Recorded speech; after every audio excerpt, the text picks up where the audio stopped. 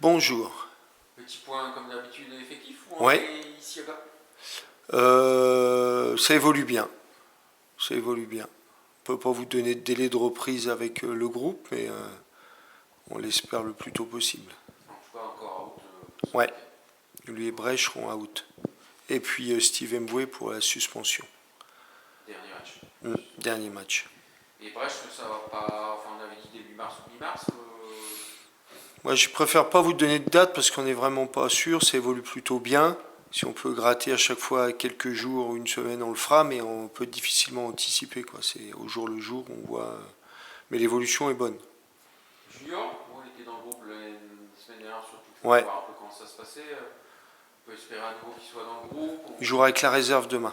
Il joue avec les Ouais, je pense qu'il a besoin aussi de temps de jeu, parce que ça fait longtemps qu'il, à part avec la sélection, et puis en plus comme on est à domicile, donc avec d'autres, quelques jeunes du groupe, il jouera en réserve. Ça veut dire qu'au niveau du règlement, il peut quand même être avec vous lundi ou pas? Pas sûr, faudrait que je vérifie le règlement. C'est l'histoire de jouer plus du Ouais, temps. ouais, ouais. Risque. Oui, Papa, heureux. de retour. Papa comblé, heureux. Donc généralement ça donne des ailes. Ah ben, j'espère. Il n'y a pas qu'une certaine marque de boisson qui donne des ailes, il y a aussi la... Bon, même si je joue pas sur un côté, ça la- donne des ailes. Ouais, Non, mais complètement opérationnel. ouais, tout à fait. Ouais. Donc, petit dilemme, non, pour vous? On avait un trio. Super dilemme. J'ai pas dit mauvais, hein, j'ai dit petit dilemme. Non. Bon, on peut même jouer les deux ensemble. Ouais. Les quatre ensemble. Vous aviez dit ça, puis c'était pas le cas. Ah ouais, merde. Vous m'aviez ondulé avec de l'erreur. Ah merde, j'avais entendu. Non, mais c'est bien qu'on récupère Rhys et puis dans une très bonne disposition et on aura besoin de tout le monde et le banc de touche est aussi déterminant. Justement, il n'y a pas de difficulté de votre côté là-dessus pour faire Non. le choix face au Havre? Non. Bah, ça fait partie du job. Hein. Vous l'avez déjà fait, là, dans votre tête, Non. Non. Non. Donc, je pose toujours la question sur un dernier entraînement qui peut faire la diff? Non, c'est pas le dernier entraînement, c'est une dernière réflexion.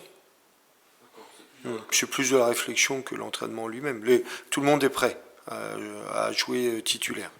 J'en ai 22, donc il faut qu'il y en ait 11 qui démarrent et 7 sur le banc. Tant que j'y repense pas Bon, il y aura les tests demain. Il n'y a plus de tests. Il n'y a plus de tests. La Ligue Ça y est. n'oblige plus les tests. D'accord. Donc, forcément, plus de. Plus d'épée sur la tête de l'entraîneur. Sauf s'il y a forcément des symptômes. Exactement. La seule règle, c'est que dès qu'il y a des symptômes, forcément, on teste et puis on isole s'il y a un problème. Ça, c'est suite aux directives aussi gouvernementales. Ouais. Donc ça m'a un peu échappé. Ouais, Donc, c'est le premier match où il n'y a pas de. oui, On revit un peu. ouais. Ah oui, c'est important. Forcément, objectif passe de 3. Oui. Oui, parce qu'on s'aperçoit à chaque fois que c'est la série, non pas de 2 matchs, mais de 3 matchs qui peut marquer la différence. Il faut enfoncer le clou. Avec la difficulté d'une équipe du Havre qui est très performante à l'extérieur, je crois qu'ils ont perdu qu'un seul match, qui est une des meilleures défenses du championnat. Donc forcément, on s'attend, comme chaque samedi, avec différentes raisons, à un match difficile.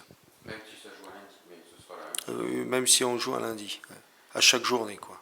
Offensivement, faire aussi bien, je dirais même mieux peut-être qu'à Valenciennes, où mine de rien, il y a quand même eu beaucoup d'occasions non concrétisées finalement. Ouais, il y a eu quand même 2 poteaux qui sont, je dirais pas mal joués, mais ça se joue pas grand-chose pour que ça se transforme en but. Donc on a eu quand même, pour un match à l'extérieur, marqué 3 buts, 2 poteaux, il y a eu quelques bonnes situations. Donc on doit forcément continuer sur cette dynamique-là offensivement, sans oublier bien sûr l'aspect défensif, parce que c'est toujours un équilibre. Défensivement, alors, justement, depuis un petit moment, c'est vraiment très hermétique, très costaud. Là, il n'y a même pas d'occasion samedi, c'est un coup de pied arrêté. C'est intéressant, non? Oui, il faut vraiment qu'on ait cet équilibre-là et que défensivement on soit solide. Alors, ce qui est rageant pour la défense et le gardien, c'est qu'on est l'équipe qui concède le moins d'occasions dans le jeu ouvert et comme dit, il n'y a pas une occasion, on prend encore un but, la faute grâce à Valenciennes qui a très bien joué son coup de pied arrêté. Mais par contre, c'est très rassurant parce que on sent bien que l'équipe est solide, et notamment la défense, mais toute l'équipe défend bien. Je reviens sur le Havre, vous vous inquiétez un petit peu, on sent que le Havre n'est pas forcément dans sa meilleure dynamique non plus en ce moment, défaite 4-2 à la maison face à Bastia, ça vous rassure pas vous contre... Non, parce que le Havre vraiment a deux visages, à domicile et à l'extérieur. Et autant à domicile il peine à performer, autant à l'extérieur, je crois que c'est l'une des, si ce n'est la meilleure équipe à l'extérieur. Donc c'est plus cette stat-là qui nous donne du souci. Mais c'est vrai qu'ils sont sur une moins bonne dynamique, mais on voit bien que les matchs entre un nul ou une défaite, ou un nul et une victoire, il y a très très peu d'écart, quoi. Et c'est une équipe plutôt très solide, costaud, puissante, en plus qui aime bien être en contre-attaque, donc c'est vraiment pas l'équipe idéale à affronter chez soi. Vous craignez un peu le piège? Bah nous, le piège est tous les week-ends, parce que toutes les équipes veulent battre Toulouse Football Club, le TFC, et on est confronté à ça tous les week-ends. Donc je dirais que c'est un piège de plus qui est mis sur notre route. Le Havre, une formation intéressante, alors après inconstante, comme vous avez dit. Généralement, c'était même 5-2-3, me semble, lundi dernier. Mm-hmm. C'est plutôt intéressant au niveau de l'animation. Ouais, c'est une équipe. Pour ça, on voit les résultats. Souvent, on fausse l'analyse des matchs, et sur les matchs, ils sont plutôt costauds, durs à manier. C'est une équipe qui a gagné à Sochaux, qui a fait des grosses perfs à l'extérieur, avec extrêmement bien organisé, puis des jeunes joueurs quand même qui ont du talent, qui vont vite vers l'avant. Donc, c'est un problème de plus à régler. Il y a une équipe que vous n'avez pas réussi à battre, hein, Exact. Ouais, tout à fait. Même s'il y a eu le petit fait de jeu avec Bouteille, mais ça avait été assez compliqué quand même. Ouais, ça avait été dur, et je pense que ça sera de même tonneau. Match vraiment apprêté, où ça sera compliqué d'avoir la main mise sur le match, et ils vont être dangereux tout le match, ça c'est sûr. Alors je sais que vous êtes superstitieux. La semaine dernière, vous nous avez dit par rapport au Lyon. Là, c'est pas terrible. Hein. Vous savez pourquoi je suis pas superstitieux? Ça porte malheur. Certes. Mais en tout cas, les stats n'est jamais gagné contre le Havre. Ouais. N'est jamais gagné contre Paul Le Guen. Ouais. Bah je savais pas. 3 matchs. Mais je suis pas trop sensible à ça, comme la semaine dernière, vous voyez. Sinon, justement, pour vaincre le... Voilà. Moi, il y a toujours une bonne opportunité pour vaincre le signe indien ou le mauvais œil pour certains. Paul Le Guen, vous connaissez personnellement? Oui, très bien.